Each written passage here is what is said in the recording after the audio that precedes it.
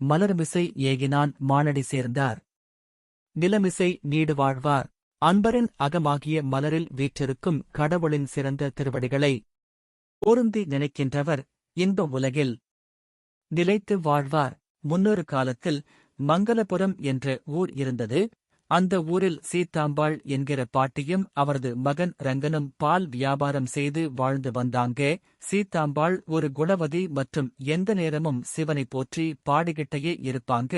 ரங்கன் ரொம்ப நல்ல மனிதன், யாருக்கும் தொல்லை கொடுக்காமல்தான் உண்டு தன் வேலை உண்டு என்று இருப்பான்.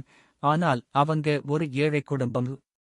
அவன்கிட்ட இருக்கிற ஒரு பசுமாட்டை வைத்துதான் அவங்க வீட்டிலே தினமும் சாப்பாடு. அதனால் சீத்தாம்பாள் பாட்டியும் ரங்கனும் அந்த பசுமாட் அவங்க குடும்பத்தில் ஒருத்தரைப் போல கவனிச்சுக்கிட்டு வந்தாங்க.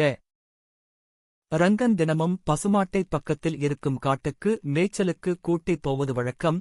அப்படி போறப்ப அந்த காட்டுக்கு உள்ள இருக்கிற பழைய சிவலிங்கத்தையும் தினமும் சுத்தம் செய்து கொஞ்சம் பால் ஊற்றி அபிஷேகம் செய்து மலர்கள் சூடி வணங்கி வருவது வழக்கம்.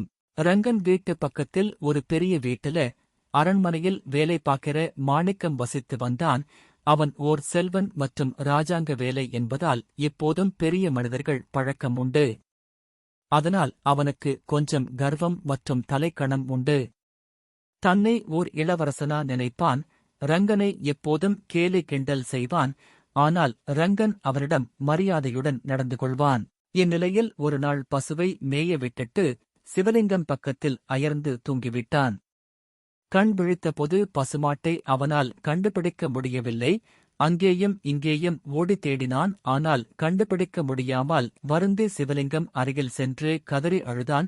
அந்த அழுகுரல் கேட்டு யாரோ சிவடியார் யாரப்பா நீ ஏன் அழுகிறாய் என்று கேட்டார். நடந்ததை சொன்னான் ரங்கன்.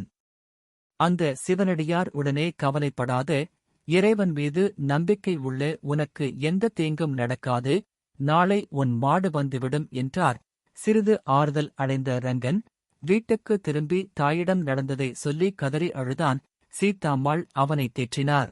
மறுநாள் காலையில் ஊரில் உள்ள எல்லாரும் பாலுக்காக ரங்கனை தேடி வந்துவிட்டனர். ரங்கன் மாட்டை தேடி அதிகாலையிலேயே காட்டுக்கு சென்றுவிட்டான். சீத்தாம்மாள் அனைவருக்கும் நடனத்தை கூறிக்கொண்டிருந்தார்.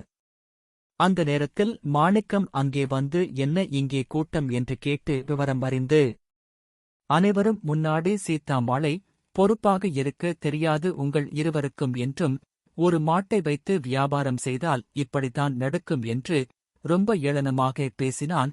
சீத்தாம்மாள் எல்லாரையும் கையெடுத்து கும்பிட்டுவிட்டு வீட்டுக்கு உள்ளே சென்று இறைவனிடம் வேண்டினார்.